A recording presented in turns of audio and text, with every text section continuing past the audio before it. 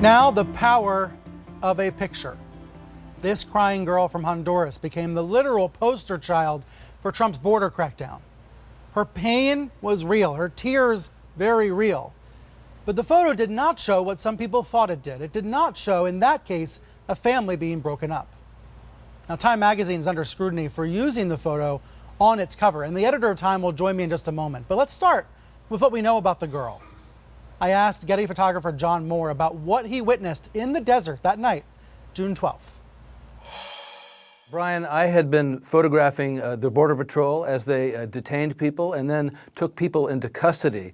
In this particular photo, which touched me very much and many other people in the course of this last week, the mother is being searched as she set her daughter down there at a transport vehicle. The little girl is crying, and she did the entire time that she was there on the ground. They were taken to a processing center, and at that center, we know that other children and parents were separated.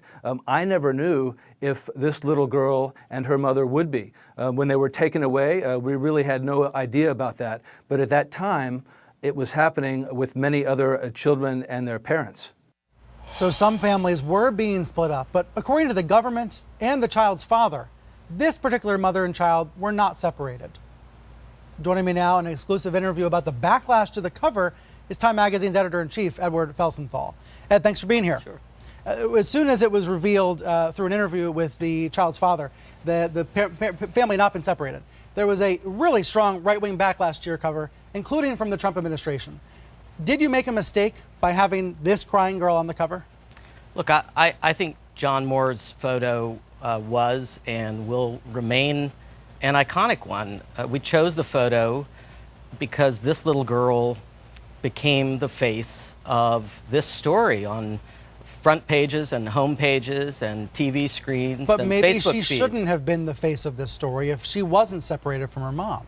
Well, you know, as John just said and has said all along, none of us in the media who used the photo knew what had happened to the girl after this precise moment. And I actually think part of the power of the image is that unknown. This was a girl who's coming to America, has just completed one terrifying journey, and whatever its contours, whatever happens to her, faces another very frightening journey as well.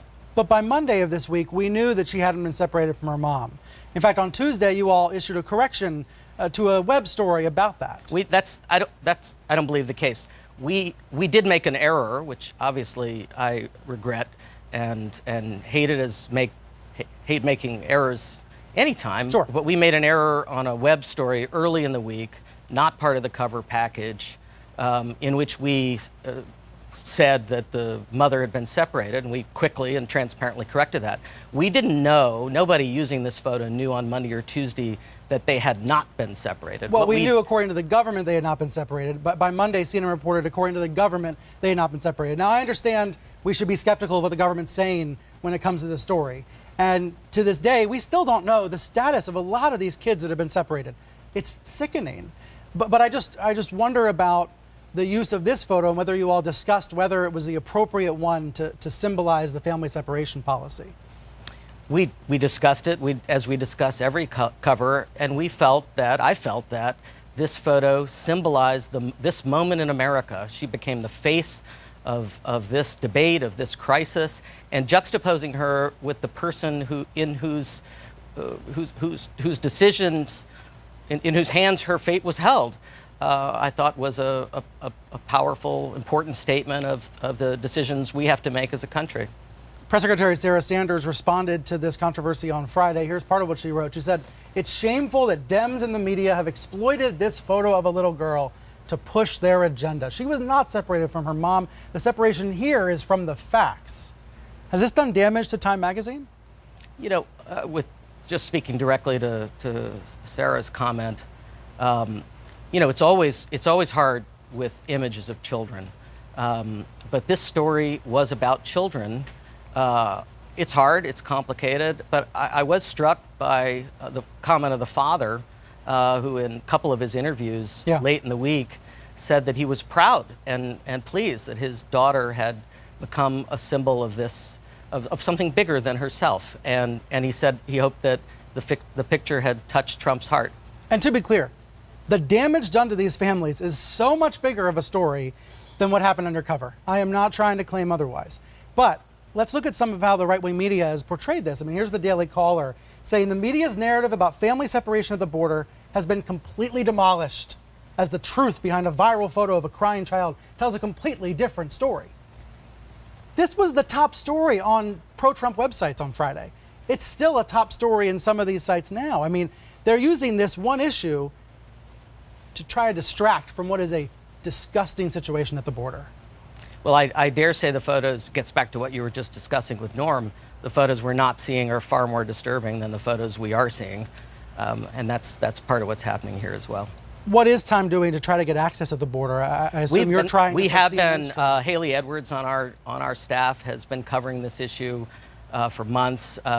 We've tried to get access, and to date have not been given access to the detention centers and so forth. But I do think it's telling to me that when Trump announced the executive order, he said he didn't like the sight of what was happening at the border, and I think these images, all of them, they portray a great dilemma for our country that is playing out every hour on that border, and showing, demonstrating the images that we've seen, the challenge of doing this humanely and intelligently.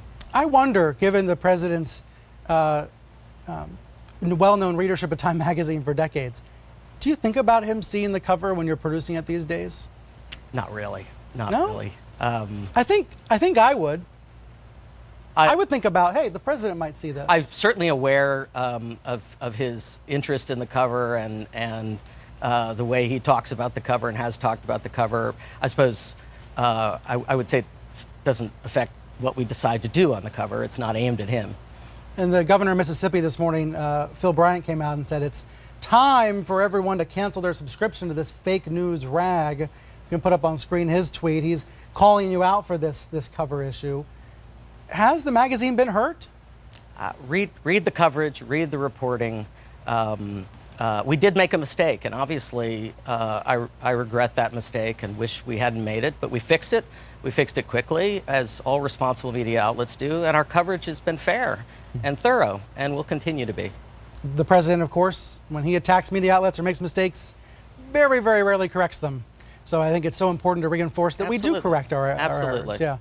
Great to see you. Nice to see you. Thank you for being here. Thanks for having me.